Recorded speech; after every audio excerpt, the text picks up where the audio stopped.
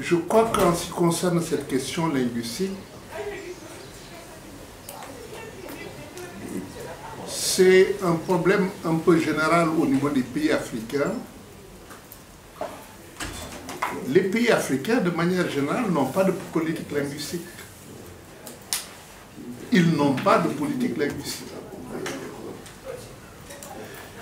Il y a des pays qui, en fonction de leur démocratie et en fonction de la situation multilingue de leur pays, ont adapté une politique linguistique qui permet à chacun de s'exprimer par rapport au cadre officiel. C'est-à-dire que ce soit le droit constitutionnel, que ce soit le droit civique, que ce soit le droit au niveau de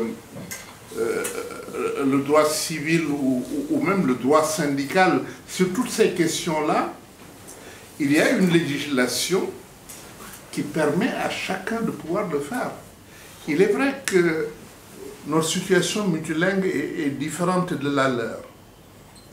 C'est vrai.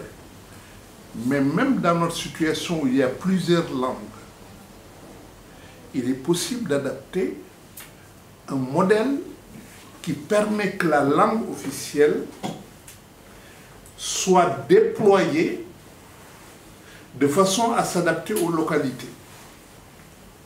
Je veux dire, on peut avoir une langue officielle nationale, des langues officielles régionales,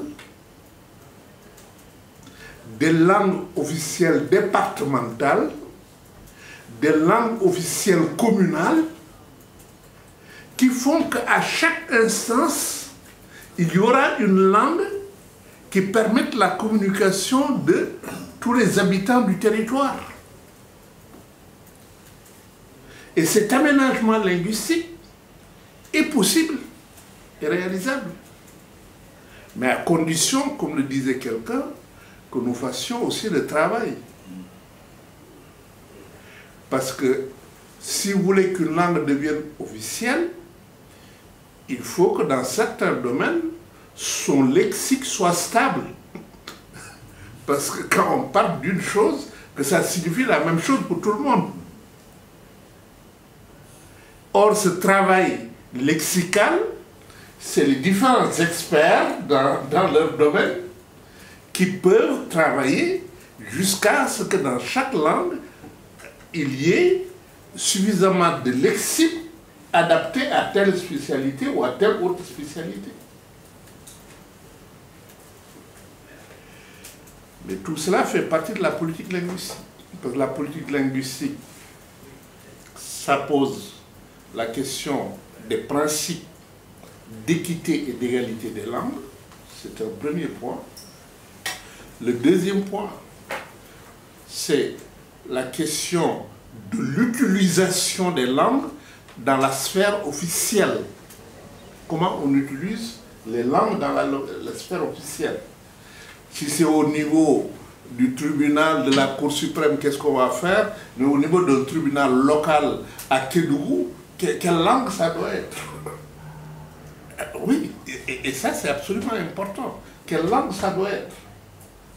Pour permettre aux populations de pouvoir réellement exercer leurs droits. Et ça demande maintenant, ça c'est le troisième niveau d'une politique linguistique, tout le travail d'aménagement de la langue du point de vue phonologique, orthographique, lexical, etc. C'est les trois dimensions d'une politique linguistique. Or, quand vous regardez dans les États africains, généralement, cette politique linguistique n'existe pas. Donc, il y a un problème que nous devons résoudre à ce niveau-là.